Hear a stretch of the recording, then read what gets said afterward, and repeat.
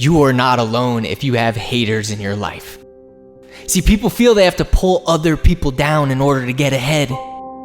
This is the difference between leaders and everybody else. When I was at Ole Miss trying to make it on the football team, to fulfill this one big dream that I had of playing college football at 5'7", 150 pounds, I had to learn how to overcome these people. I found that my biggest motivation was all the students that didn't believe me when I told them I was on the team. All the coaches, yes, coaches that would laugh at me. All the players that would laugh at me. I had a choice. I could allow them to control my life, or I can use it as motivation to get what I want. The antidote to haters is confidence. And one of the ways we build confidence is surrounding ourselves with the right people and by having the right mentors who have already succeeded and can help us overcome negative people, mental health challenges, and any adversity that we face. My second year at Ole Miss, we were invited to the Cotton Bowl in Dallas, Texas, and I was always the one people made fun of. But this particular Tuesday afternoon, everything changed for me. I walked into the locker room after practice and started getting undressed. As I'm finishing up, 2 star players who had amazing NFL careers decided that they were going to try and destroy me.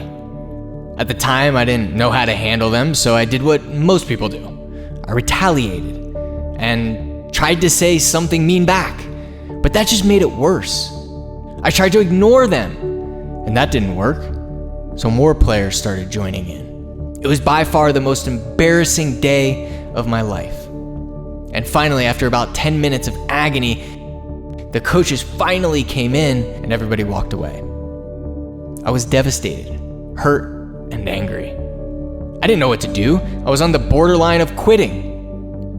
But my mentor at the time caught me just before I did. He said, "Let me tell you something. I've dealt with tons of negative people, and you think this is bad?" He said, "As you become more successful, it is only going to get worse and worse." He then taught me the process to handle bullies every single time. He taught me how to stand up. And to this day, I have used this process to constantly overcome bullies and negative people.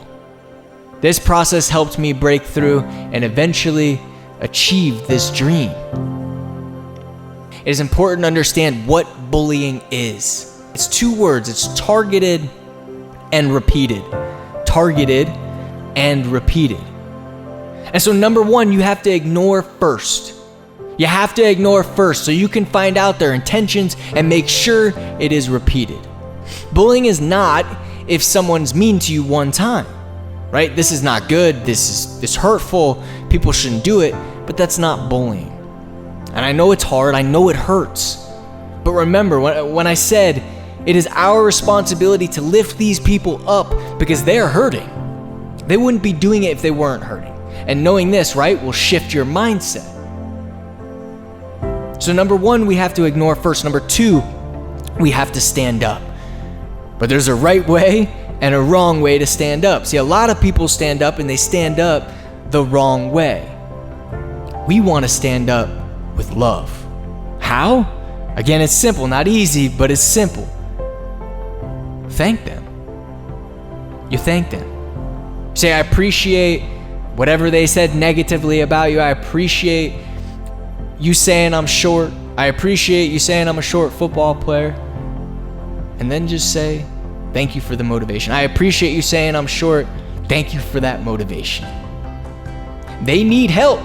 And you're helping them do that, right? I use this negativity as motivation. You use this to motivate you and to drive you instead of destroy you. It's one of the hardest things to do to say, hey, I appreciate that, but thank you for the motivation. You stand up because you care and you know they need it. Eventually, they will stop because they are not getting anything out of you. See, if you retaliate back and you're negative, now they're getting a rise out of you. Now they're getting what they want and they were never gonna stop. The only reason they keep going is because they're getting a rise out of you. But if you come back with love, hey,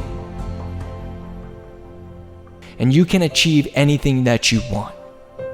that fear of what people think about you, that fear of worrying what other people think, negativity, it won't matter.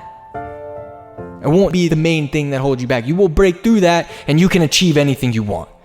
The bottom line is the world is yours.